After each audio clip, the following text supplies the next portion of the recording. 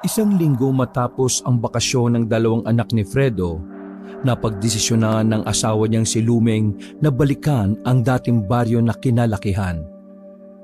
Nais ng babae na magbakasyon doon dahil matagal na rin niyang hindi nakikita ang mga kamag-anak nila. Kung hindi rin naman dahil sa imbitasyon sa kanila ng tiyahing si Lumeng, hindi rin naman sana ito magkaka-interes. Sigurado ka ba na tutuloy na talaga tayo bukas? Oo naman, nakahanda na ang mga gamit natin eh. Teka, bakit ka ba nag-aalinlangan? May problema ba? Nilagok ni Fredo ang hawak-hawak na alak habang sila ay nasa balkonahe. Wala naman akong problema. Hindi lang talaga ako komportable. Kasi imagine almost 2 decades ka nang hindi bumabalik doon. Hindi mo nga rin alam kung sino-sino kamag-anak ang babalikan mo ron eh. Mahal, nandun naman ang mga pinsan ko. Kilala ko pa naman sila. Isa pa, mababait naman silang tao. Nasa lahi naman namin ng mga mababait eh. Wala naman akong problema kung mabait sila o hindi. Ang iniisip ko lang naman ay ang mga anak natin. Halos 1 buwan tayo ron. At iniisip ko lang na baka ma-homesick lang sila dahil wala naman silang kakilala doon. Huwag ka mag-alala. Sigurado naman ako na meron silang makikilala doon. Friendly naman ang anak natin eh. Huwag ka sanang magagalit sa itatanong ko, mahal ha. Bakit ba parang gustong-gusto mong magpunta ron? Tila hindi naging maganda ang pagtanggap ni Lumeng sa sinabi ni Fredo. Kaya naman, agad na nagbago ang tono ng pananalita ng babae. May gusto ko na naman bang tumpukin? Ha? Wala naman. Pampihira ka naman, Fredo eh. Bakasyon lang naman ang gusto ko ron. Kung ano-ano na naman yung iniisip mo. Wala naman ako sinasabi Pero yun ang gusto mo sabihin, di ba? Kunwari ka pa na idadahilan mo yung mga anak natin. Pero ang totoo, iniisip mo na naman si Jerome. Ikaw ang nagsabi niya na, hindi ako. Huwag mo nga akong umpisahan. Bumuntong hininga na lamang si Fredo. Aminin man niya o hindi, totoo naman ang sinasabi ni Lumeng. Ang tunay na dahilan kung bakit nag-aalangan si Fredo ay dahil nasa probinsyang yon ang lalaking si Jerome. Si Jerome ay kababata ni Lumeng sa Capiz. Inamin din naman ni Lumeng na noong 8 taong gulang pa siya ay crush na niya ang lalaking si Jerome. Pero dahil pumunta na ito ng Maynila, nagkaiba na ang kanilang landas. College na si Lumeng nang muli niyang makita sa Maynila si Jerome. Lumuwas din pala ang lalaki. Sa panahong ito, magkasintahan na si Lumeng at si Fredo. At sa hindi inaasahang pagkakataon, lihim na nakipaglandian si Lumeng kay Jerome. Pero dahil mahal na mahal ni Fredo ang babae, nagawa niya itong patawarin. At pagkatapos ng kolehiyo ay nagsama na sila at nagkaroon ng anak. Nawalan na ng balita si Fredo at Lumeng kay Jerome mula noon. Pero ang iniisip ni Fredo ay nasa Capiz ang lalaking yon. Bagay na nagiging dahilan kung bakit ayaw na ayaw ni Fredo na magtungo roon. Ay naku, bahala ka kung anong gusto mong sabihin. Basta kami ng mga anak natin tutuloy doon. Kung ayaw mong sumama, hindi kita pipilitin. Pambihira ka. Ang tagal-tagal ng issue na yon. Hanggang ngayon ba big deal pa rin sa'yo yon?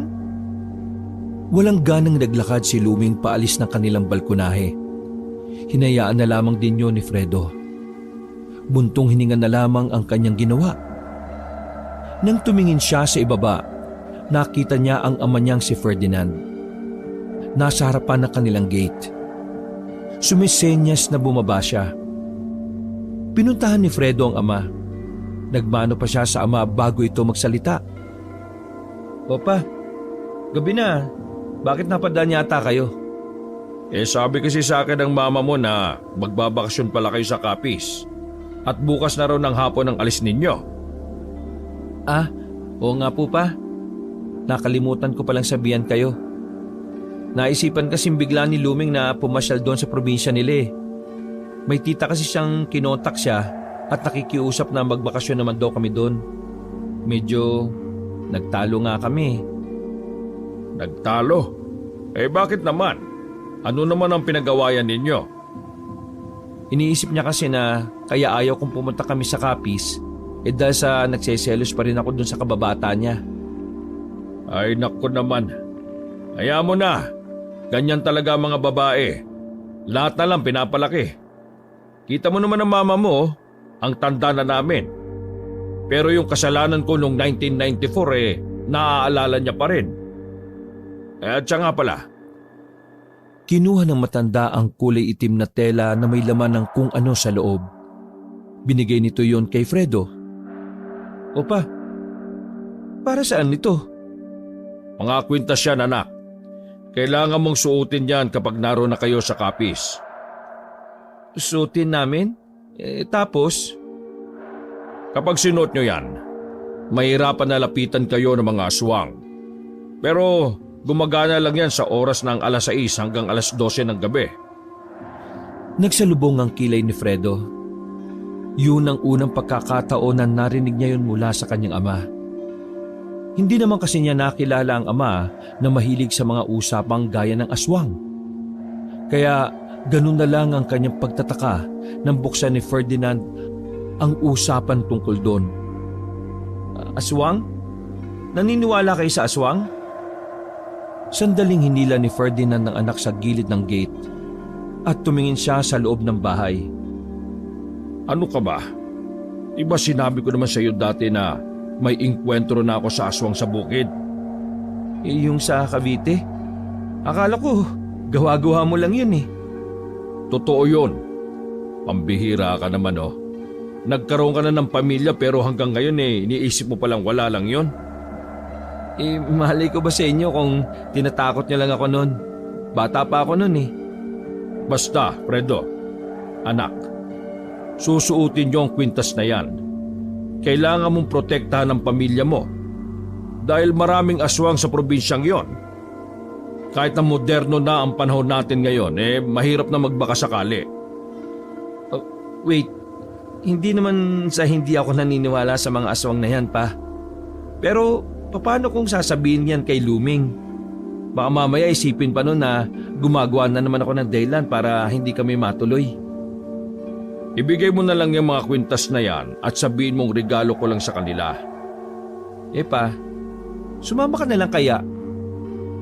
Napatingin sa kanya ang ama ng seryoso. Ngumiti na lang si Fredo. Hindi pa naman siya kumbinsido na may mga aswang pa rin.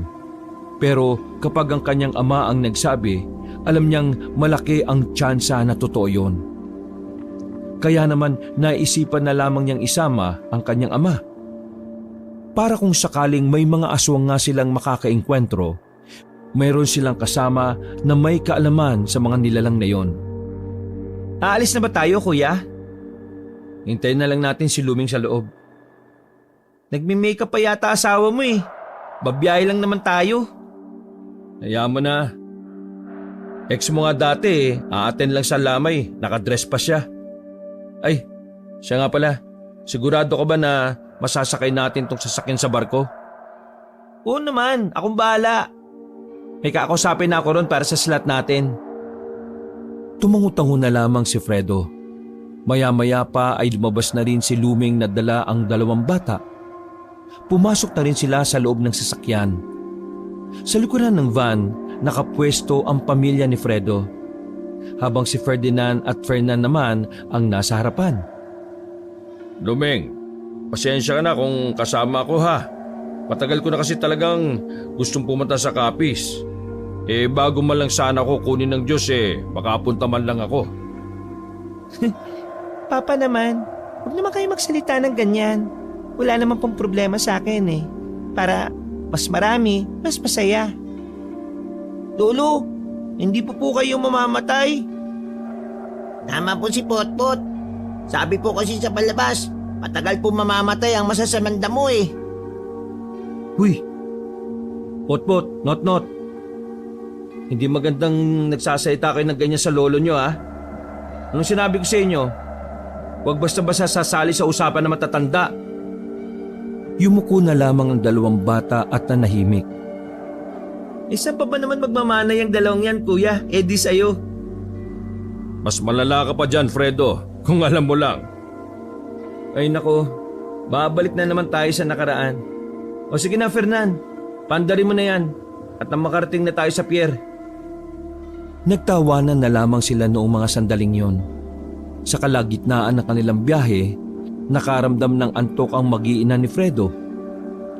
Ginising lamang nila yon nang marating na rin nila ang pier. Katulad ng inaasahan, naisakay nila sa barko ang van. Ilang oras ang kanilang hinintay at tuluyan na silang naglayag. Wala pa sila sa Capiz pero may kakaiba ng nararamdaman ang lalaking si Fredo. Dalawang bagay lang naman ang nakakapagpabagabag ng kanyang kalooban. Ang tungkol sa lalaking si Jerome. Una pa lang kasi may kutob na siya na yun ang dahilan kung bakit nagmamadaling makarating roon si Lumeng. Kitang-kita niya sa mga mata ng kanyang asawa ang kakaibang ngiti nito nang basahin ang imbitasyon ng tiyahin nito. Ang pangalawa sa dahilan, may kaunting parte ng kanyang kalooban ang nababahala tungkol sa mga aswang. Nagbasa-basa kasi siya ng mga artikulo sa internet at doon nakumpirma niya na totoo ang sinasabi ni Ferdinand na ang probinsya ng araw na yon ay pinamumugaran ng aswang noon. Makalipas ang mahabang biyahe, nakalapag na rin sila sa Capiz. Mula sa pier, kakailanganin pa nilang bumiyahe ulit ng halos 2 oras. Bago nila lisanin ang pier, nilabas na ni Fredo ang mga kwintas. Isa-isa nitong isinuot sa mga anak. Isinuot din nito ang kwintas sa kanyang asawang si Lumeng. Bigay ito ni Papa para sa atin. Dumaan kasi si Papa sa Quiapo nung nakaraan kaya naisipan niya tayong bilhan nito. Maraming salamat po, tatay. Buti pa po kayo, pinilan kami ng kwintas. Walang anuman. Ikaw naman kasi kuya hindi mo binibilan si Ate Luming yan yan tuloy. Bumuntong hininga na lamang si Fredo noong mga sandaling yon at pinilit na lamang kumalma. Makalipas ang ilang minuto ay nagsimula na rin silang bumiyahe.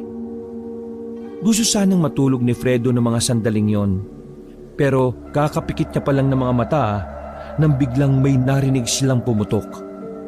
Agad na itinabi ng kapatid niyang si Fernan ang sasakyan. Naku, pumutok yung gulong. Kainis naman Mahal, dito na muna kayo ng mga bata Magpapalit lang kami ng gulong nila Papa. Paglabas nila Fredo, nakita nilang hindi na pantay ang van. Dahil sumingaw kagad ang hangin ng gulong, may nakita silang malalaking pako na nakatusok. Ay naku naman, kung kailang gabi saka pa tayo naflatan. Tara, palitan kagad natin nang makarating na tayo sa baryo. Bilisan nyo na. Hindi maganda ang pakiramdam ko rito mga anak. Napatingin si Fredo at Fernan sa kanilang ama. Alam na nila kagad ang gustong ipahiwatig sa kanila. Wala silang sinayang na oras. Binilisan nila ang pagpapalit ng gulong. Maya-maya lamang ay natapos na rin sila. Bago pumasok ng sasakyan, pabulong pang nagsalita si Fernan sa dalawa. Pa, nakita niyo ba yun? May nakatungtong na tao sa puno. Huwag lang kayo magingay sa kanila. Alam nyo na kung ano yon.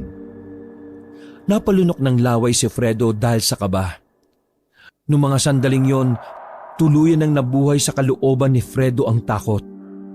Dahil kung totoong aswang nga ang nakita nilang nakatungtong sa puno, nasisiguro ni Fredo na hindi magiging masaya ang kanilang pananatili roon. Pagpasok nila ng sasakyan ay agad na silang umalis doon. Tahimik lang silang tatlo habang nasa biyahe. Hindi mawala-wala sa isipan ni Fredo ang kanilang nakita. Gustuhin man niyang bumalik na sila sa Maynila pero alam niyang hindi yun magiging madali. Pagsisimulan lang yun ang kanilang away. Sa kakaisip ni Fredo ng kung ano-ano ay hindi na niya namalaya na nakarating na sila sa baryo. Tinigil ni Fernan sandali ang sasakyan sa gilid. Ate Lumeng, kabisado niyo ba yung daan papunta sa bahay nila? Mukhang malaki kasi itong baryo Sandali lang. Kukontakin ko lang si Tia Belia. Sinubukan tawagin ni Luming ang kanyang tiyahin. Pero dahil nasa liblib na parte na ang baryo, mahina ang signal. Hindi ko makontak si Tia Bella, Fernan. Pandarin mo na lang. Basta ang sabi ni Tia Bella, yung bahay daw niya ay may trapal sa bakuran na kulay pula. Sa dami ba naman kasi ng palatandaan, bakit trapal pa? Baka mamaya may kapareho pa tayong makita magkamali pa tayo. Ayos lang. Tinan na lang natin kung may makikita nga tayong kapareho. Kung wala, di yun na yun. Mabagal na pinatakbo ni Fernan ang sasakyan. Bawat madaanan nilang bahay ay masuri nilang tinitingnan. Mga ilang sandali lang, napatigil na sila sa harapan ng isang bakuran. Ito na ba yon?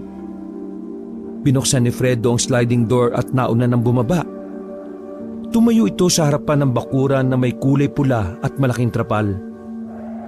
Ito na yata yun. Hindi mo ba natatandaan?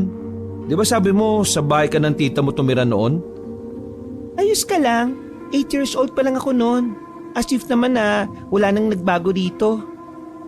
Ay nako, huwag mo munang pababayan ng mga bata. Halika, lapitan natin at kumatok tayo. Agad na kinatok ng dalawa ang pintuan ng bahay nang makalapit sila.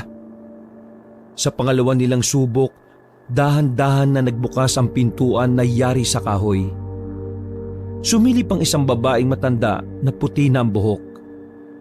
Kahit na matagal nang hindi nakikita ni Luming ang ginang, namumukhaan niya pa rin yun. Tia Bella? Nang makilala na matanda si Luming ay binuksan na nito ng mas malawak ang pinto. Agad na sumilay ang ngiti sa mukha ni Belia. Luming, ikaw na ba yan? Opo, Tia. Ako na po ito. Yung batang inilagaan po ninyo ng halos 1 taon. Diyos ka, buti naman nagbalik ka. Sobrang namiss kita. Ang laki-laki mo na. At ito bang asawa mo? Opo, siya po yung asawa ko. Yung 2 po naming anak na kambal nasa van pa po. Kasama rin po namin yung bayaw at biyenan kong lalaki. Nako, papuntay mo na sila rito. Mahambog na dyan sa labas. Tinawag na ni Fredo ang mga tao sa van. Pinagtulungan nilang ibaba ang mga gamit. Habang si Luming naman ay una nang ipinasok ang mga bata sa loob ng bahay. Magsiupo na muna kayo dyan, ha? Maghahanda lang ako ng mainom nyong kape para mabawasan ang panlalamig ninyo. Maraming salamat po, Tia. Pag-alis ng matanda para magpasiga ng apoy sa bakuran, agad na siniko ni Luming ng mahina ang kanyang asawa. Ano ka ba? Hindi ka man lang bumati kay Tia. Nahiya ako Sorry Yun na lamang ang katwiran niya sa asawa. Pero ang totoo, hindi siya komportable na kumausap sa matanda. Hindi niya alam kung ano ang dahilan, pero iba talaga ang aura ni Belia para sa kanya. Nang makabalik na ang matanda, ay dala nito ang kape na kanilang iinumin. Samantala, nasa kalagitnaan sila ng pakikipagkwentuhan nang magayanang matulog ang 2 batang si Potpot at Notnot. Tia, saan po pwede matulog? Antok na kasi itong 2 Ay, oo nga pala. Nakahanda na ang silid nyo sa taas. Umakit lang kayo dyan, ha? Sa pangalawang kwarto. Maraming salamat po. Tara na mga anak. Inalalayan ni Fredo ang 2 bata paakyat. Pagkarating nila roon ay pinahiga agad ni Fredo ang mga anak. O mga anak, kailangan nyo na matulog. Anong oras na rin At para makapagpahinga na rin kayo. Kasi mahaba-haba ang biyahe natin. Papa, dito ba talaga tayo titira? Anak, magbabakasyon lang tayo dito ng 1 buwan. Papa, uwi na ba tayo bukas? Parang maraming mumu rito sa probinsya Papa, nakita ko po yung kanina. Anong nakita mo kanina? Yung lalaki po kanina sa puno. Kuya, mumu ba yun? Hindi ko alam Pero parang... Potpot, kung ano man ang nakita mo, wala yon, okay? Huwag mo nang sabihin sa mama mo kasi baka pagalitan ka. Pero Papa, baka mumu yun. Baka kumain siya ng tao. Papa, narinig ko po si Lolo kahapon kausap si Tito Fernan. Sabi niya, may aswang po dito. Ay nako, ito mga batang to. Akala ko ba inaantok na kayo? Patulog na, bilis. Ang unang makakatulog may reward sa akin bukas. O sige na, bilis, bilis. Ano pong reward? Basta, kulit talaga oh. Sige na. Nagmamadaling humiga ang mga bata at agad na pumikit. Napapailing na lamang si Fredo. Ay nako, pambihira. Bakit ba kasi sa akin kayo nagmana? Ang kukulit. Lalabas na sana ng silid ang lalaki nang may mapansin siyang nakabukas na malaking bintana sa silid. Lumapit siya roon para isara. Pero nang dumako ang kanyang tingin sa kabilang bakuran, nakita niya roon na nakabukas na ang ilaw. Nagtataka si Fredo kung bakit may 4 na taong nakatayo roon at nakatingin sa bahay na matandang si Belia. Mas lalo pang nahiwagaan si Fredo nang lumingon sa kanya ang 4. Dahil nakaramdam siya ng pagkailang, isinarado na lamang ni Fredo ang bintana. Ano yun? Weirdo naman ang mga kapitbahay dito. Nang masigurong tulog na ang mga bata, bumaba na rin si Fredo para bumalik sa sala. Naabutan niyang nagkakatuwaan sila luming doon. Pero si Fredo, hindi niya magawang makisali sa usapan. Sa tuwing titingin kasi siya sa matandang si Belia, parang may nararamdaman siyang hindi mapaliwanag. Pasado 12:00 na ng gabi nang matapos ang kwentuhan. Pumasok na rin sila sa kanilang tutulugan. Dahil malaki naman ang silid at may 2 kama naman ay kasyang-kasya sila roon. Sobrang tahimik na ang paligid pero gising na gising pa rin ang diwa ni Fredo. Nakatingin lamang siya sa bubungan. Kahit na anong gawin niya, hindi siya dinadalaw ng antok. Bumangon siya. Kita niya si Fernan na gising pa rin pala sa mga oras na yon. Sinenyisan niya ang kapatid. Nagkaintindihan din naman sila. Maingat silang lumabas ng silid para tumambay mula sa labas. Dala ang sangkahan ng sigarilyo, nagtungo sila sa tapat ng van. Malamig na ang klima sa mga pagkakataong yon. Napapahaplos na nga lang silang 2 sa mga braso nila. Hindi maiwasan ng magkapatid na pansinin ang kakaibang aura na meron ng baryo na yon. Sa buong buhay nila, yun ang unang pagkakataon na nakarating sila sa isang lugar na parabang nasa isang pelikula. Tingin mo kuya, may mga aswang kaya rito? Kung aswang ang nakita natin kanina, malamang sa malamang, meron din dito. Creepy dito ya. Feeling ko, hindi tatagal dito asawa mo. Matatakutin yun, di ba? Anong hindi tatagal? Baka kamo dito na yung tumira. Nandito yung first love nun eh. Diyos ko naman. 2 na ang anak niyo, nagsiselos ka pa rin doon? E paanong hindi ako magseselos? Hindi ko pa nakakalimutan yung ginawa niyang panloloko sa akin. Eh kung di mo na pala kaya magtiwala sa kanya, eh bakit mo pa pinakasalan? Ang gulo mo rin ano? Ay nako, maintindihan mo rin ako balang araw kapag nagkaroon ka na ng asawa. Sus, para namang hindi pa ako nagkakaroon. Ha? Ano yun? Napali sa pagkakasandal sa gilid ng van ng magkapatid. Dumako ang kanilang tingin sa kung saan-saan. Hinanap nila kung saan nagmumula ang narinig nilang tila hiyaw ng isang mabangis na hayop. Narinig mo yun kuya? Parang hayop. Tara, sa loob ng van. Pasok! Pumasok ang 2 sa loob ng van. Palihim silang nagmasid sa paligid. Pero ilang minuto na silang naroon ay wala naman silang nakita sa labas. Dahilan para maisipan nilang suriin ulit ang paligid at dahan-dahang maglakad. Nakarating sila sa tapat ng isa pang bakuran. Ang bakuran kung saan nakita ni Fredo ang 4 na tao na nakatingin sa kanya. Sandali lang. Oh, bakit? Kanina habang nasa bintana ako, may nakita kong 4 na tao dyan sa bakuran na yan eh. Ang creepy nila. Tingin mo aswang yon? Aba, ewan ko. Pero siguro Di kaya masyado lang tayo napaparaning kasi kapis to. Baka nami-misinterpret lang natin yung sinabi ng iba na maraming aswang dito. Kilala mo naman si Papa, di ba? Kapag sinabi niya, ibig sabihin totoo yun. Hindi na nagsalita pa si Fernan. Hinila nito si Fredo sa gilid ng makitang lumabas ng bahay ang tiyahin ni Luming. "Ya, saan pupunta yun? Gabing-gabi na." Hindi ko alam. Bakit ako ba laging tinatanong mo? Tara, sundan natin. Sundan? Para saan? Mga naiisip mo parang timang eh. Paano kung mapahamak siya sa labas? Taga dito si Tita Belia. Kilala siya rito. Baka mas tayo pa ang mapapahama kasi bago mukha lang naman tayo rito. At saka sa totoo lang, hindi maganda kutob ko sa matandang niya kanina pa eh. Oh, bakit? Anong naisip mo sa kanya? Basta, mabigat ang pakiramdam ko sa kanya. Bukas na bukas nga maghahanap na lang ako ng pwedeng upahan dito kung meron man. Hindi ako komportable na kasama ang tiyan niya sa isang bahay eh. Yun naman pala eh. Kaya nga natin susundan para malaman natin kung talagang tama lang na ganyan ang pakiramdam mo sa kanya. Tara na!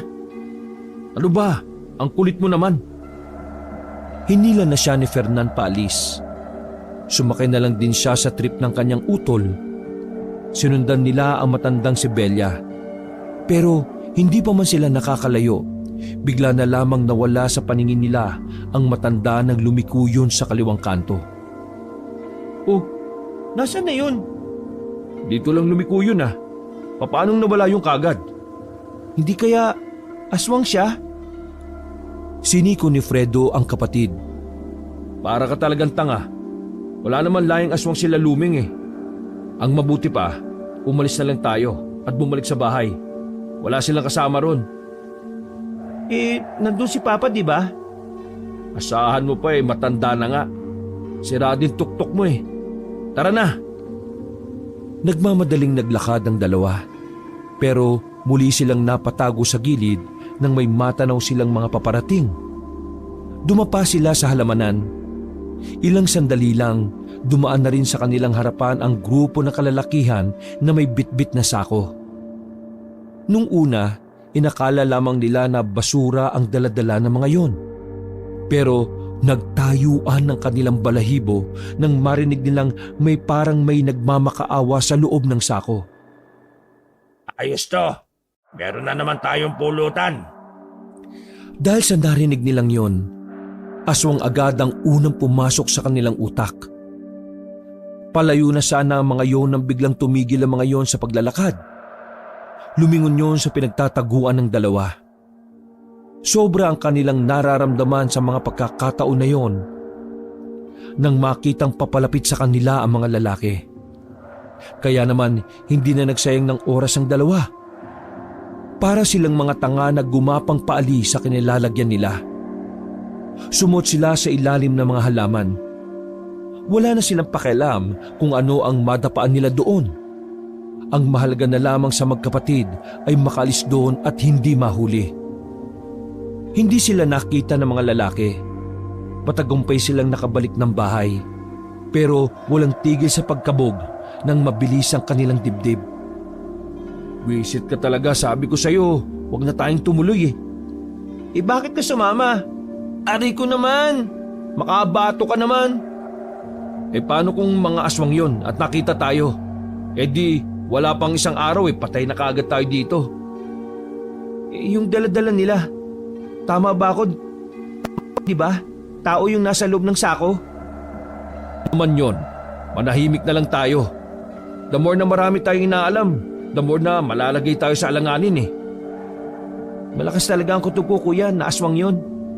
Huwag ka nang maingay kay Luming at sa mga bata. Pero sabihin natin to kay Papa.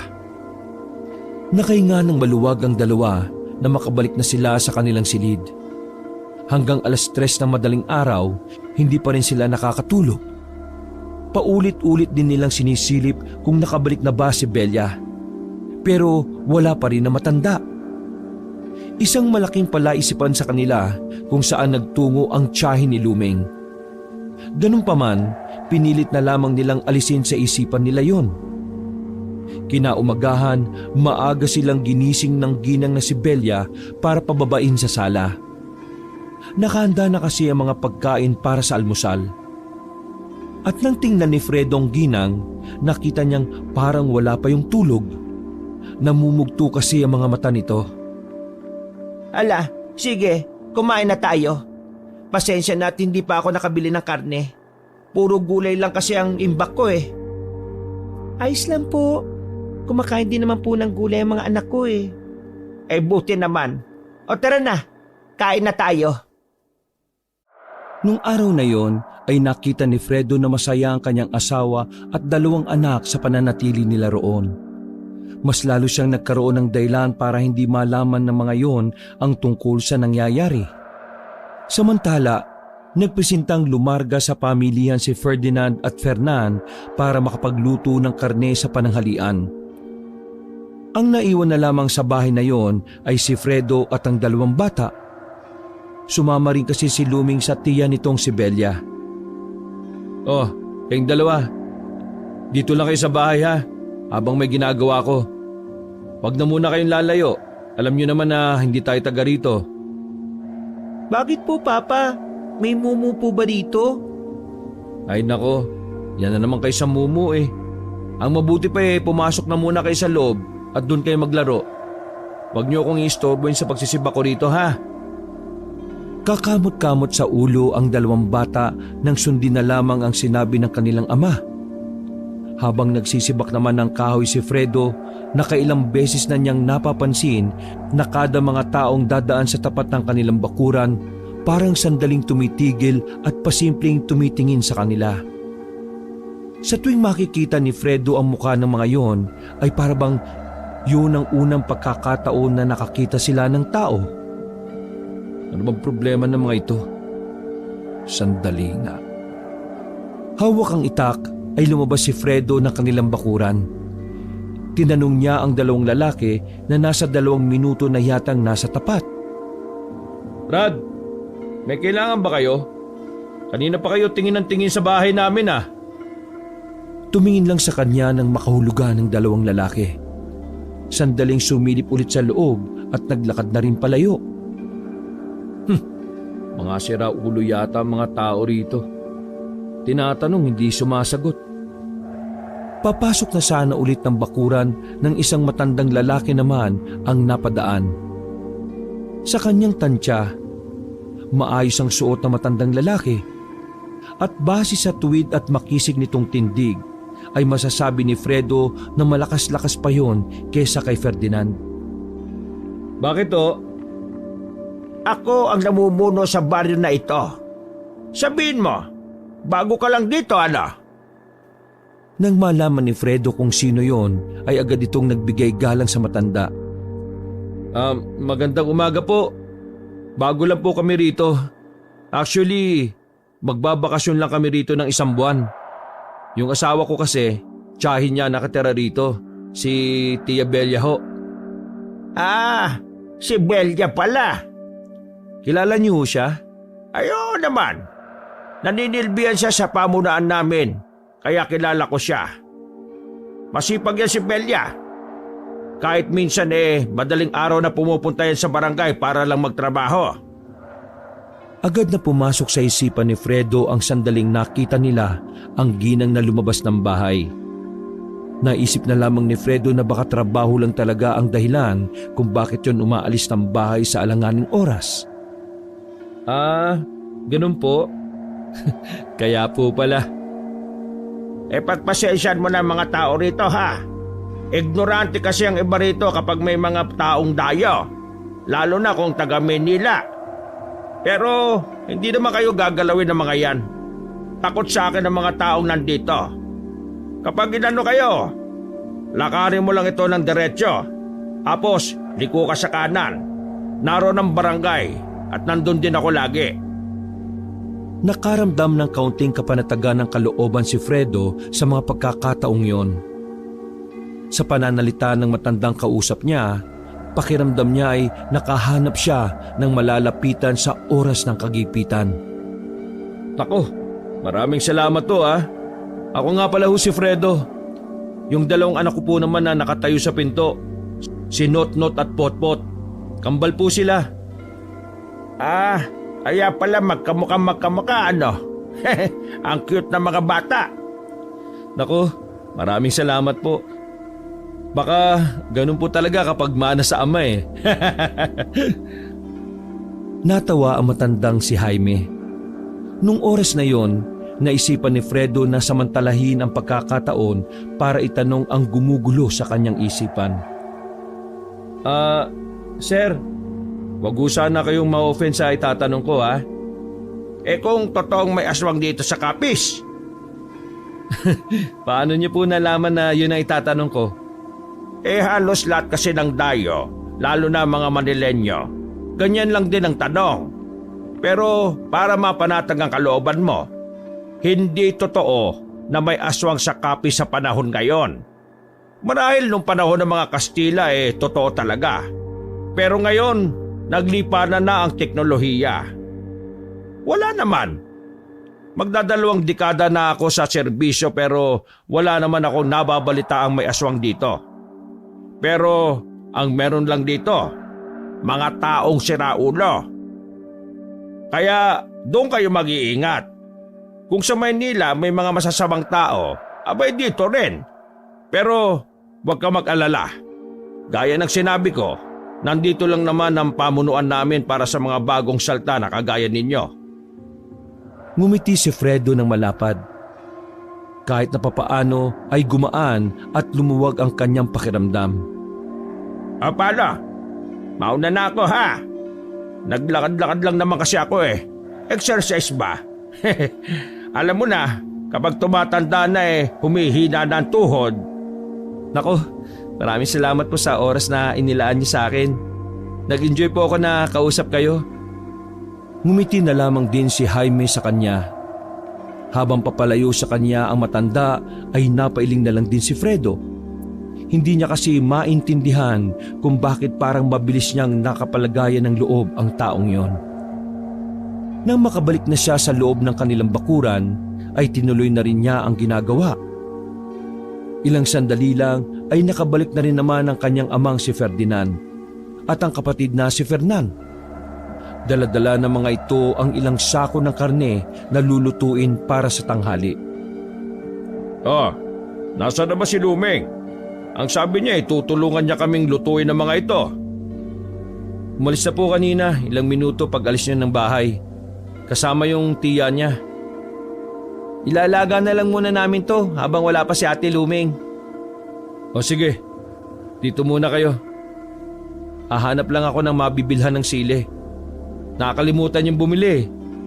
Ay, oo nga pala. O sige, ako na bibili. Dala ang 50 pesos ay lumabas na rin si Fredo. Sasamantalahin niya na rin yon para makapaglibot at para makahanap na rin ng bahay na malilipatan. Kahit kasi anong gawin niya, pakiramdam niya ay hindi niya talaga kaya makasama sa isang bahay ang ginang na si Belia. May kung ano talagang bigat ang nararamdaman niya. Habang naglalakad, nakita niyang nag-uusap sa gilid ng nakatabinging poste ang asawang si Lumeng pati si Belia. Gumilid na muna si Fredo para palihim na makinig. Dahil base sa reaksyon ng mukha ni Lumeng ay parang sobrang importante ang pinag-uusapan ng dalawa. Si Jerome, yung anak ni Maring Gwen. Di ba sa Maynila na rin sila tumira ng ilang taon matapos kayo magpunta rin ng Maynila? Oo nga po. Nakita pa nga kami sa Maynila nung college kami. Pero nitong nakaraan lang, nalaman ko na bumalik siya rito sa Capiz. Alam niyo po ba kung saan siya tumutuloy? Nakita niyo po ba siya rito? Nako, hindi ko na siya nakikita rito. Kung nandito man siya ngayon, baka hindi ko na rin matandaan ang muka. Ikaw nga muntikan ko nang hindi makilala Yung pa kayang si Jerome na minsan ko lang talaga makita noon. Ang liliit niyo pa dati. Bakit? Ano bang gagawin mo? May kailangan ka ba sa kanya? Hayaan niyo na po. Ako na lang po hahanap kapag may oras ako. Alam ba yan ang asawa mo? Hindi po. Kaya wag niyo na lang po itong sasabihin Di sige. Hindi naman ako madaldal eh. Naglakad na rin paalis ang dalawa, habang si Fredo gigil na gigil at gusto nang lamugin ang puno ng papaya.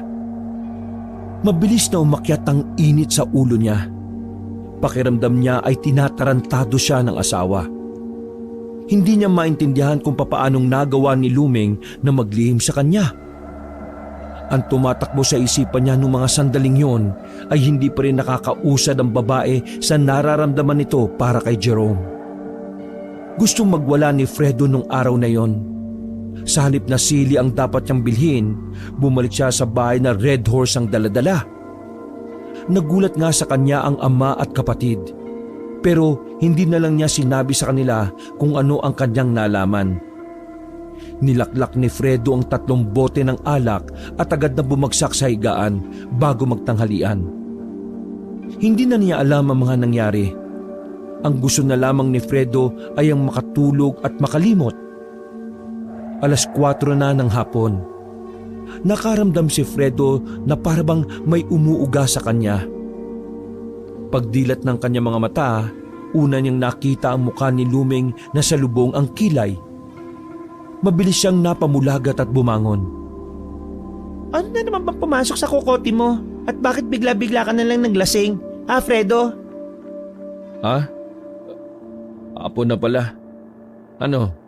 Kumain na ba yung mga bata? Kanina pa sila kumain ng tanghalian.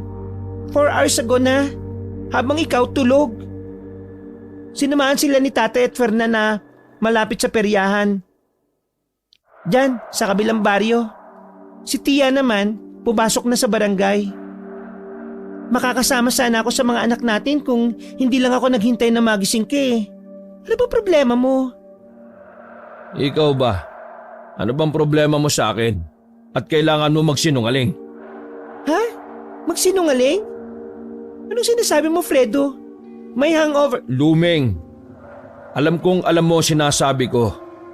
Kaya please lang, aminin mo na. Ang alin ba? Diyos ko naman, hanggang dito ba naman? Gusto mo ako pa talaga magsabi sa'yo, ha? Diretsuhin mo nga ako. Ano bang gusto mong sabihin? Narinig ko kayo ng tiya mo, dun sa daan na nag-uusap. Nanlaki ang mata ni Lumeng. Naidako na lamang niya ang tingin sa ibang direksyon nang dahil sa hiya na nararamdaman. Ano? Hindi ka makatingin sa akin ano?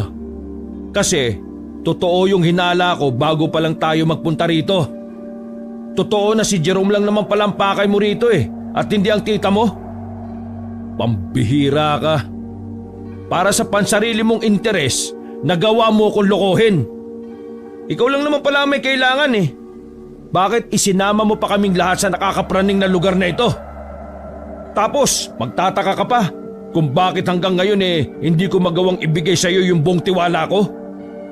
Niloko mo na ako nung college tayo at ginagawa mo pa rin yon hanggang ngayon. Walang salitang lumabas sa bibig ng babae. Dahilan para mas lalong manggalaiti si Fredo. Ginamit mo pa ang mga bata para lang magkaroon ng dahilan na makapunta rito. Dahil alam kong hindi mo ako papayagan kung ako lang mag-isa. Eh bakit ba kasi gustong gusto mo makita yung Jerome na yan? Na parang wala ka pang pakialam kung mapahamak tayong lahat sa lugar na ito?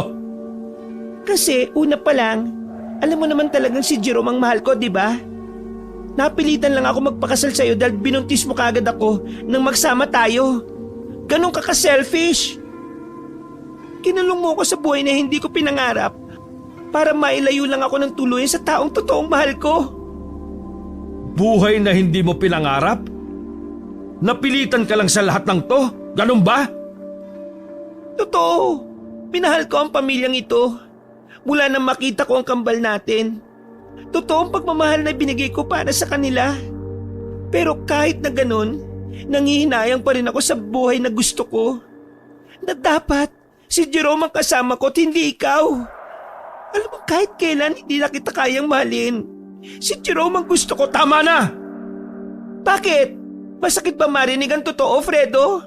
Ikaw ang dahilan kung bakit ganito ang buhay natin. At tagal ko nang nagtiis para sa mga anak natin. Pilit kong kinalimutan ang totoong taong mahal ko para sa pamilya natin. Ang tagal ko nang niloloko ang sarili ko na masaya ako sa iyo. Kasalanan mo kung bakit ako... Ikaw! Ikaw ang may kasalanan ng lahat. Kung hindi mo lang ako niloko noon, edi sana natutunan mo rin akong mahalin. Tapos ngayon isinisisi mo sa akin ang lahat? Ikaw ang makasarili dito. Handa kang isugal ang buhay naming lahat para lang sa lalaking gusto mo. Isugal? Ano gusto ko lang sinasabi mo? Wala kang alam? Di ba taga rito ka? Ganyan ka ba ka-selfish at talagang wala kang alam kung anong lugar ito? Luming, may mga aswang dito! Hindi makapagsalita si Luming noong mga sandaling yon. Namimilog ang mga mata nito at para bang hindi makapaniwala. Totoong sinasabi ng mama niya. Kinuha siya ng mga aswang. Mga aswang nga ang kumuha kay Jerome. Ano ba pinagsasabi mo? Ililigtas ko si Jerome! Ililigtas ko siya! Kahit naggalit na galit si Fredo ay hindi siya magawang saktan ng asawa. Mahal niya ang babae. Masakit para sa kanya na hanggang sa mga sandaling yon, ang dating nobyo pa rin ang mahal ni Luming. Pero walang magawa si Fredo sa bagay na yon.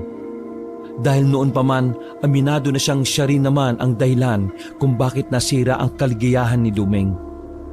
Sa labis na pagmamahal niya, minadali niya ang lahat para hindi na muli pang mawalay sa kanya ang babaeng pinakamamahal. Bumuntong hininga na lamang si Fredo. Hindi na siya nagsalita pa para hindi na humaba ang usapan. Ayon na rin naman niya na kung saan-saan pa mapadpad ang pagtatalong yon. Hindi nagpansinan ng mag-asawa sa mga sumunod na sandali. Hanggang sa makabalik na sina Ferdinand ay hindi pa rin nag-uusap si Fredo at Luming. Fredo, anak, may problema ba kayo ng asawa mo? Bakit parang napapansin ko na hindi kayo nag-uusap? Dinadaan-daanan niyo lang ang isa't isa eh. Nasa bakuran silang tatlo nung gabing katatapos lang nilang maghapunan. Lutang pa rin ang isipan ni Fredo matapos malaman ang katotohanan mula sa asawa. Oo nga kuya, kanina rin bigla ka na lang nag-inom. Ano ba talaga nangyayari sa inyo? Wala. May pinagtalunan lang kami. Pero hindi naman malaking bagay yon. Sigurado ka ba dyan? Kanina pa parang malalim ang iniisip mo eh. Wala po ito pa. Huwag niyo akong intindihin. Kuya, maiba na lang tayo. Sabi pala ng tiya ni Ate Luming kanina, iniimbitahan daw tayo ng kapitan nila sa okasyon mamaya sa barangay. 13th year anniversary daw ng barangay. Ano, sama ka ba? Si Luming, nasabihan niyo ba? Oo, pero hindi naman daw siya sasama eh. Magbabantay kasi siya sa mga bata. Sige, sasama ako. Anong oras ba? Sabi ni Kapitan, 10:00 daw ng gabi. Hindi ba delikado doon dahil dayo tayo? Alam niyo naman siguro na kaya nga tayo pupunta ron para malaman kung talaga bang may aswang dito. Oo kuya, nasabi ko na pala kay Papa lahat ng nangyari. O sige, sasama ako. Huwag na lang tayo papalagpas ng 12:00 ng ating gabi. Alam niyo naman ang oras ng bisa ng mga kwintas, hindi ba? Tumango na lamang ang magkapatid na Fredo at Fernan.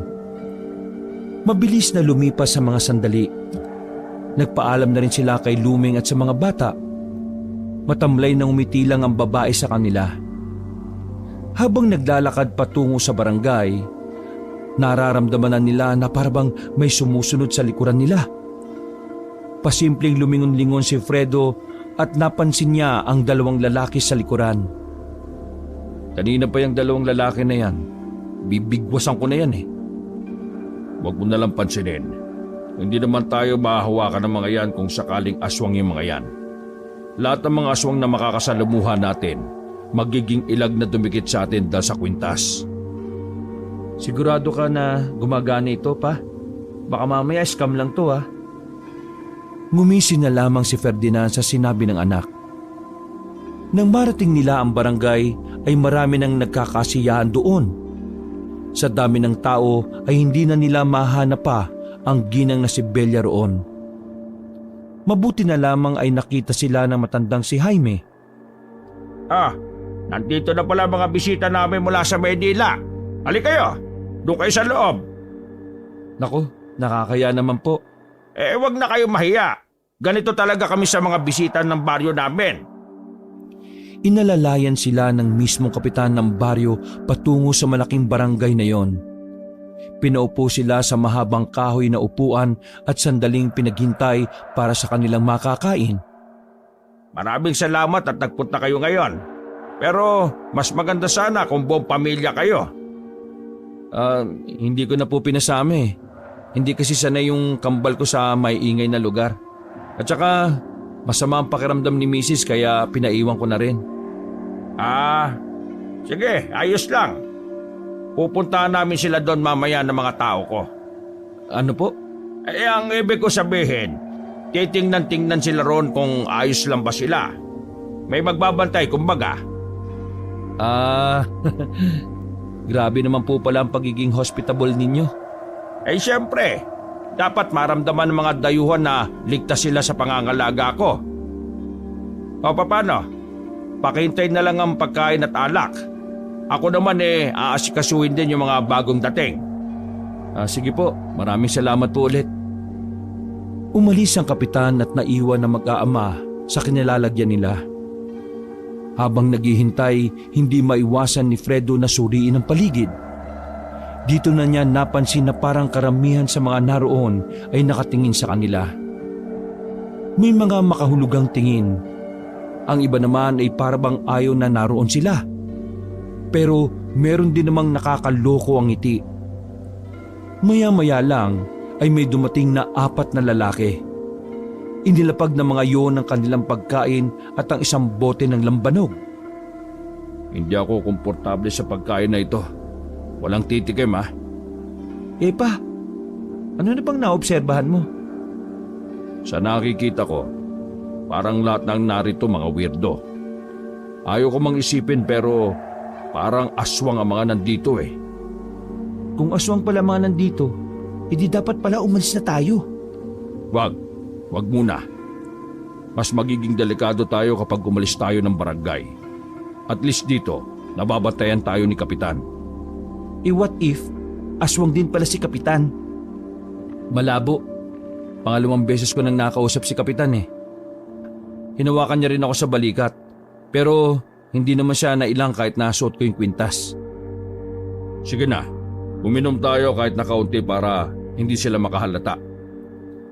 Kapag nakumpirma natin na may aswang nga rito, alis na kagad tayo Pasimpleng nagsali ng alak si Ferdinand sa kanilang mga baso.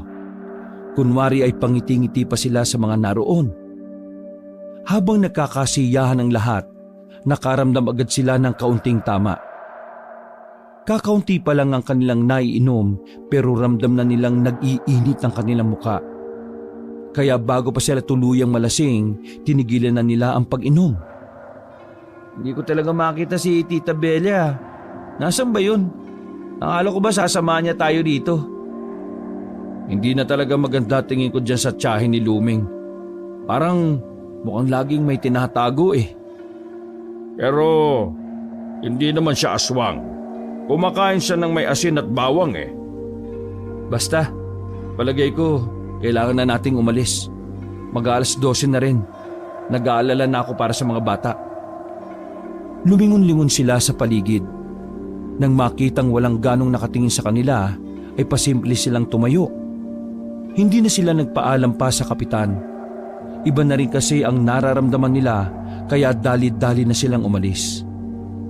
Dahil may mga nakatambay sa una nilang dinaanan, sa ibang direksyon sila dumaan. Hindi nila alam kung dadalhin sila noon sa bahay ni Bella. Pero ang mahalaga na lang sa kanila ay makaalis sa barangay. Bilisan natin maglakad. Baka may sumunod. Mawawala rin ang bisa ng kwintas. Ikaw ang magbilis ng lakad pa. Ikaw may natuhod dito eh. Siraulo ka pala eh. Alam mo naman pala, sinasabi mo pa.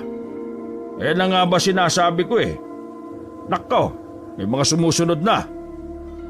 Nang lingunin nila ang likuran, ay hindi bababa sa 10 ang mga nakasunod sa kanilang kalalakihan. Nakadagdag pa sa kaba nila na hindi nila alam kung saan sila makakarating. Dito, dali!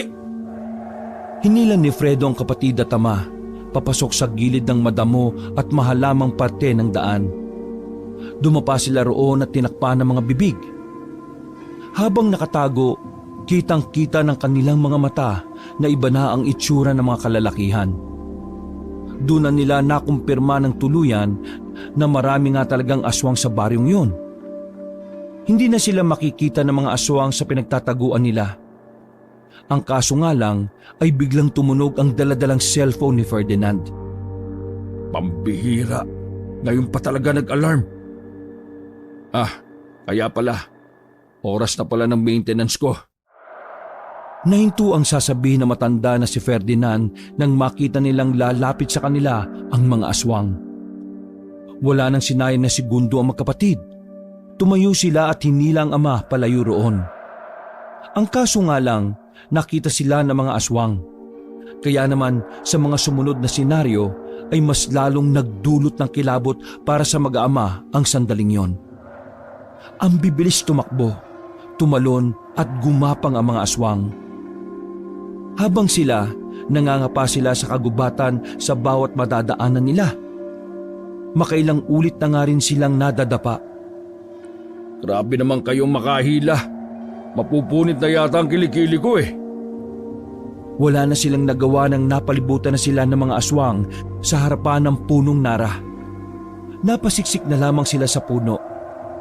Kahit na madilim, nai-imagine nila ang nakakakilabot na anyo ng mga aswang. Nasa aktong dudumugin na sila ng mga aswang nang biglang isang pamilyar na tinig ang kanilang narinig. Anong karapatan niyong pagtangkaan ng mga bisita ko, ha? Lumapit ang kapitan sa kanila at pinagtatataga ng hawak na itak ang mga aswang. Takot na nagpulasa ng mga yon. Dahilan para makahinga na ng maluwag ang tatlo. Maraming salamat po, Kapitan. Mabuti na lang dumating kayo. Pero, paano po kayo nakasunod sa amin? Sinabi ko naman sa inyo na walang gagalaw sa inyo. Basta alam ng lahat na kargo ko kayo. Nagpaalam din sana kayo para naman pinahatid ko na lang kayo pa uwi. Mawalang galang na po, Kapitan. Pero, antingero ba kayo? Hindi sinagot ng kapitan ang tanong na yon ng matandang si Ferdinand. Sa halip ay iba ang sinabi nito. Sige na, umalis na kayo sa kagubatan at umuwi na kayo sa inyo. Maraming aswang sa baryong ito. Pero, ang sabi nyo, walang aswang dito. Pasensya na kung hindi ko sinabi ang totoo. Pero malalaman mo rin ang tunay na dahilan kung bakit. Sa ngayon, kailangan nyo nang umalis. Babalikan nila kayo rito. Sige po, maraming salamat ulit. Tara na, umalis na tayo. Nagmamadali na silang makaalis ng kagubatan. Mabuti na lang din ay nakahanap sila ng daan patungo sa kinaroroonan ng bahay ni Belia. Kaya ilang minuto lang ay nakauwi na rin sila. Pagpasok nila ng bahay, naabutan nila si Luming na nasa sala at parang kanina pa naghihintay sa kanila. Pag-impake ka na ng mga gamit, Fernan. Ihanda mo yung sasakyan. Aalis na tayo rito. Ha? Anong aalis? Aalis na tayo rito, okay? Nasa panganib ang buhay nating lahat dito. Maraming aswang dito. Ngayon lang munti ka na kami mapahamak. Hinabol kami ng mga aswang. Sige na, mauna na kayo. Isama mo yung 2 bata. Ano na naman yung pinagsasabi mo? Sabi ni Tia, hawak nila si Jerome. Buhay pa si Jerome. Hindi ako uuwi hanggat hindi ko siya kasama. Sira ulo ka ba? Nagpapaniwala ka na naman sa tiyahin mo. Ililigtas ko si Jerome. Mauna na kayong umuwi. Isama mo ang 2 bata. Uuwi ako kapag... Hinawakan ni Fredo ang magkabilang balikat ng babae at galit na nagsalita. Wala ka na bang ibang iisipin kundi ang pagiging makasarili mo? Kapag namatay ka ng dahil sa lalaking yan, mawawalan ng nanay ang mga anak natin. Naisip mo ba yun? Ha, Luming? Wala na akong pakialam kung ako ang mahal mo o hindi. Wala na akong pakialam kung si Jerome pa rin ang mahal mo hanggang ngayon. Ang mahalaga lang sa akin, ayoko mabuhay na walang ina, si Potpot at Notnot. Sandali lang. Ano ba pinag-uusapan ninyo? Sino si Jerome? Lumeng? Ha? Fredo? Ano ba nangyayari sa pamilya ninyo? Hindi makapagsalita ang babaeng si Lumeng. Parang nagising ito sa katotohanan nang dahil sa mga sinabi ni Fredo. Mas lalo pa itong nakonsensya nang makita ang dalawang bata sa hagdanan na umiiyak. Mama, Papa, hindi niyo na po ba mahal ang isa't isa? Bakit po kayo nag-aaway? Marami po ba talagang aswang dito? Alis na po tayo rito, Mama. Nakakatakot na po. Biglang dumating ang ginang na si Belia. Kasama nito si Kapitan at ang ilang tauhan nito. Ano? Ayos lang ba kayo rito? Kapitan, aalis na po kami. Uwi na po kami ng Maynila. Sa dami na aswang dito, hindi na po ligtas ang buhay namin. Ipagpabukas nyo na yan. Hindi na kayo makakahanap ng... Sabihin mo nga sa akin, una pa lang alam mo ng maraming aswang dito, di ba? Pero bakit hindi mo man lang sinabi sa amin ang totoo? Ha? Anong sinasabi mong aswang? Huwag ka na magkaila. Nararamdaman kong may masama kang bala kaya mo kami pinapunta rito. Umamin ka na. Halatang halata ka sa mukha mong yan oh. Teka, sandali lang. Hindi naman yata tama na pagbintangan nyo ang isa sa pinakamasipag kong tauhan sa barangay. Matino si Belia. Wala siyang ginawang mali. Ha? Dahil ginagawa niya ang lahat ng ito para sa kanyang asawa na matagalan niyang gustong makasama. Nagbago ang ngiti ni Jaime. Dahil doon, nakaramdam na rin ng hindi tama si Fredo sa mga sandaling yon. Kakaiba ang ngiti ni Jaime. Ganun na ganun ang ngiti ng mga nakita nila sa barangay. Huwag mong sabihin. Belia, ipaliwanag mo sa kanila kung ano ba talaga ang dahilan mo kung bakit mo sila pinapunta rito. Nahihiyang nagsalita matandang babae. Hindi yun makatingin ng maayos kay Lumeng at Fredo. Sa halos 2 dekada na wala ka rito, Lumeng, sobrang dami na nagbago. At ang pinakamalalang nagbago rito ay ang mga tao. Lahat ng narito sa baryong ito ay puro aswang na. At ang ibang taong natitira, tuluyan ang umanib sa kanila. Kaya ang baryo na kinalakihan mo, baryo na ng mga aswang. Pasensya na kung dinabay ko kayo. Pero gusto ko lang makasama ulit si Rufino, ang asawa ko na bihag nila. Pakakawalan lang nila yon kapag nakakuha ko ng higit sa 5 tao na magiging kapalit niya. Pinapunta ko lang talaga kayo rito para maging kapalit ng asawa ko. Sinasabi ko na nga be. Kaya unang kita ko pa lang sa mukha mo, alam kong hindi ka na mapagkakatiwalaan eh. Napakawalang puso mo. Hindi mo na iniisip ang 2 bata? Napaka makasarili mong matanda ka. Paano mo nagawa sa amin to, Tia? Kailangan ko itong gawin. Si Rufino na lang ang meron ako. Kung mababalik ko siya, magiging masaya na ulit ang buhay ko. Masaya? Paano ka magiging masaya kung may mga taong mamamatay ng dahil sa ginawa mo? Pep. Sandali lang. Belia, tingin ko hindi mo naintindihan ang lahat eh. Ano pong hindi ko naintindihan, Kapitan? Tingin mo ba susunod ako sa kasunduan natin? Hindi mo ba naisip na ginagamit lang kita para meron kaming ihahanda sa papalapit na Aswang Festival? Kapitan, pero ang sabi niyo sa akin, Ilang buwan nang patay ang asawa mong si Rufino. Pinulutan na siya ng mga aswang. Kaya ang paghihirap mo, nauwi lang sa wala. Nandamay ka pa ng ibang tao na galing Maynila. Tumawa ng malakas si Jaime. Hindi inakala ni Fredo na ganun pala talaga ang tunay na kulay ni Jaime. Nakaramdam din siya ng galit dahil sa ginawa nitong panloloko sa kanya. walang hiya ka. Ginawa ko ang gusto mo. Tapos hindi ka marunong tumupad sa pangako mong babalik mo ang asawa ko. Napaka-demonyo mo, Jaime.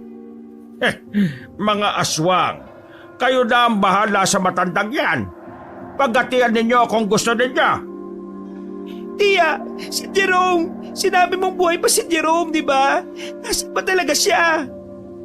Si Jerome, yung kasakasama ni Rufino sa kulungan. Yung bang lalaking tinutukoy mo? Eh, pasensya ka na rin. Pero kasabay siyang namatay ni Rufino.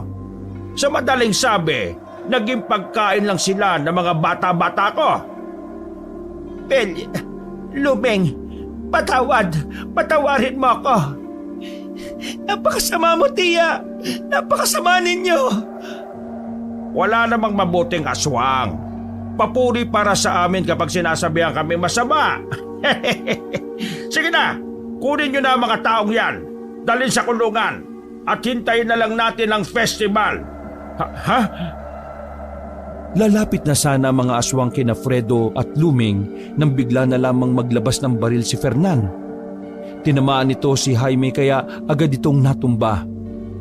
Habang ang mga aswang naman na kasama nito ay nagpulasan, pinagbababaril ni Fernan ang mga nasa gilid. Sinamantala naman ni Fredo ang pagkakataon na kunin ng 2 bata sa hagdan. Sa sasakyan! Bilis! Inalalayan ni Luming ang matandang si Ferdinand, habang nakasunod naman sa kanila si Fredo at ang kambal. Si Fernan naman ay pinagbababaril pa rin ng mga aswang hanggang sa makarating sila sa van. Pumasok na muna kayo, bilis! Papa, ikaw na muna magmaneo. Nasa iyo yung susi. Agad silang pumasok doon, habang si Fernan ay pinapaputukan na muna ang mga aswang.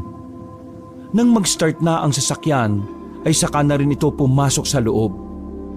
Bago sila umalis, nakita pa nila si Belia na lalapit sana sa van. Pero bago yun makapasok, bigla na lamang itong hinila sa ulo ng isang aswang. Tumalsik pa ang dugo sa salamin. Tinakpan na lamang ni Fredo ang mata ng 2 bata. Ay, kainis. Dapat pala, pinuno ko ng bala to eh. Bakit? Ubus na ba kagad ang bala? Mabilis na lamang pinatakbo ni Ferdinand ang sasakyan.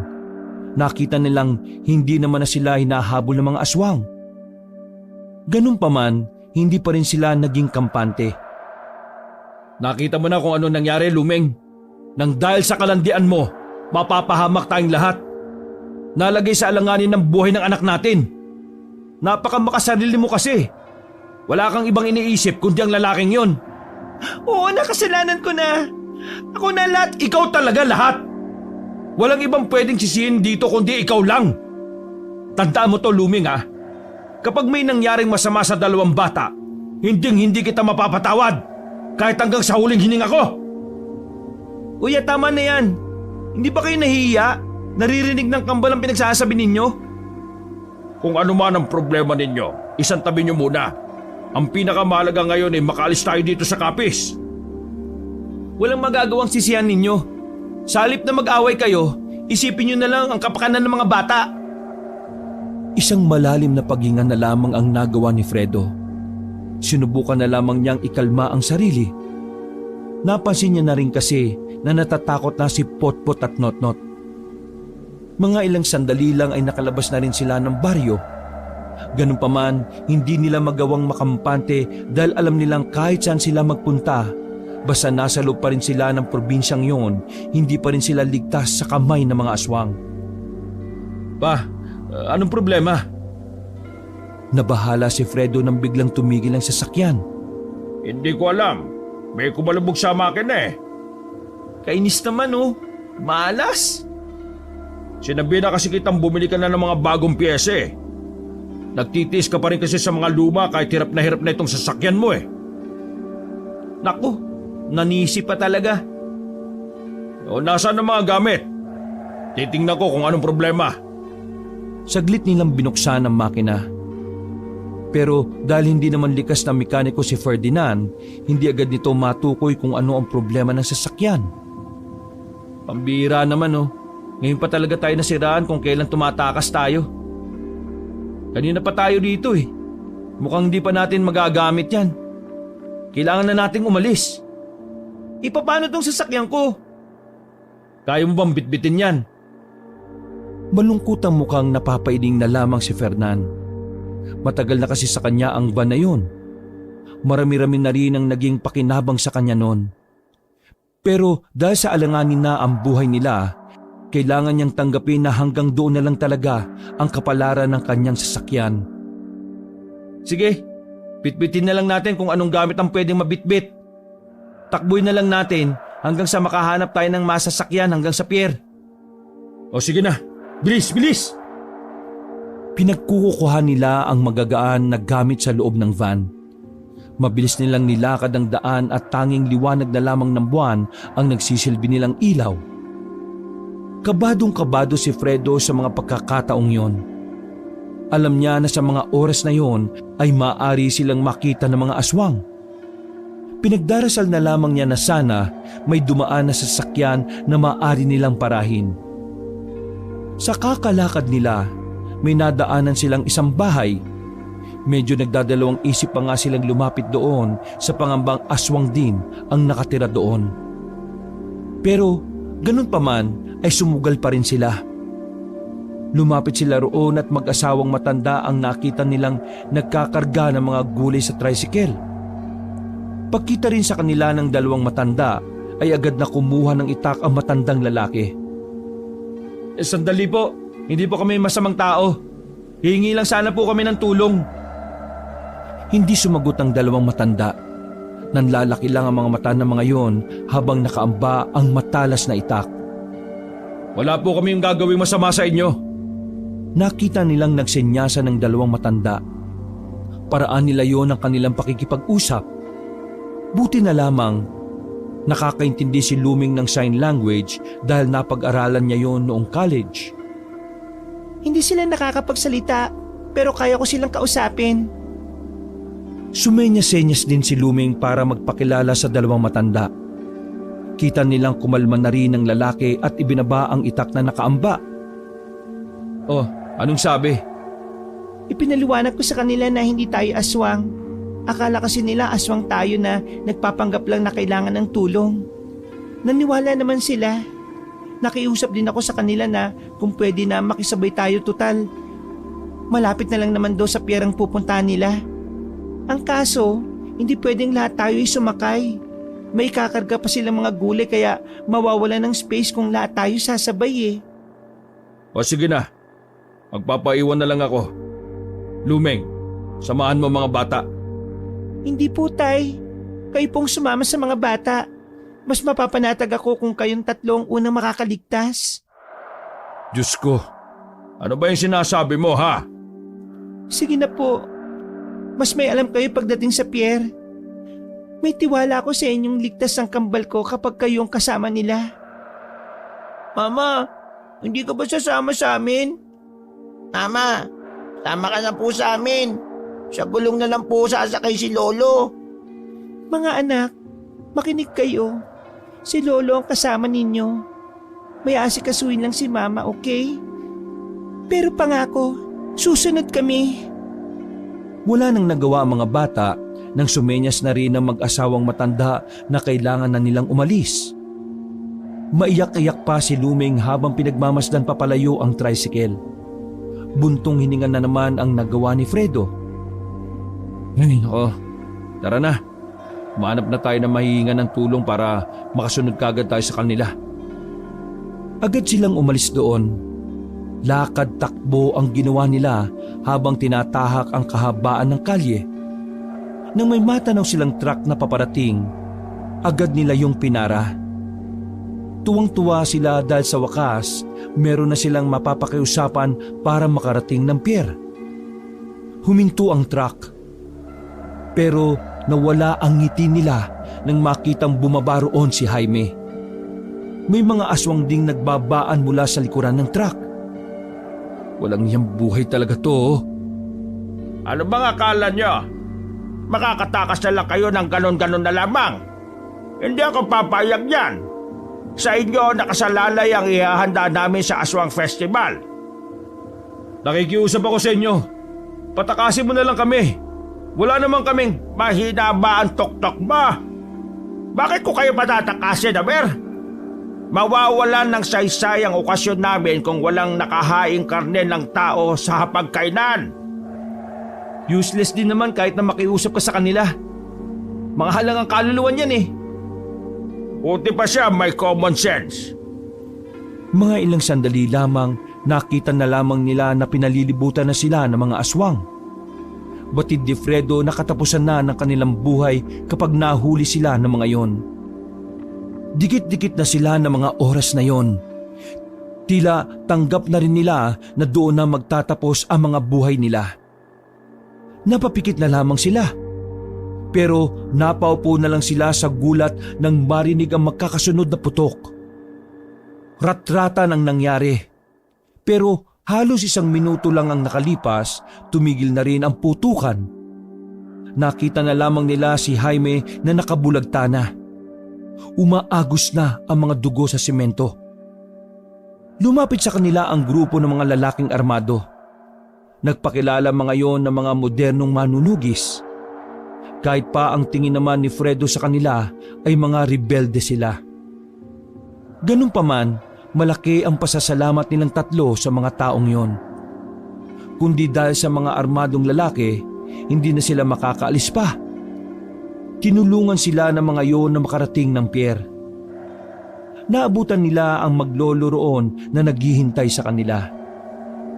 Iyakan ang nangyari habang naghihintay na makaalis ang barko. Buong akala ni Fredo ay hindi na niya makikita ang kambal at ang ama.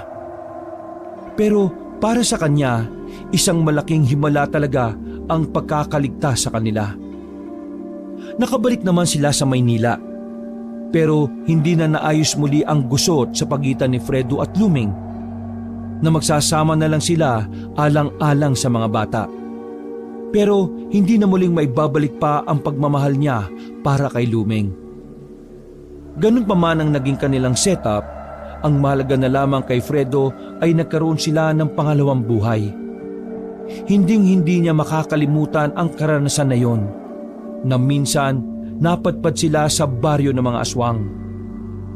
Wala nang balita si Fred sa Capiz, pero bago sila umalis, sinabi sa kanila ng manunugis na uubusin nila ang mga aswang sa buong probinsya.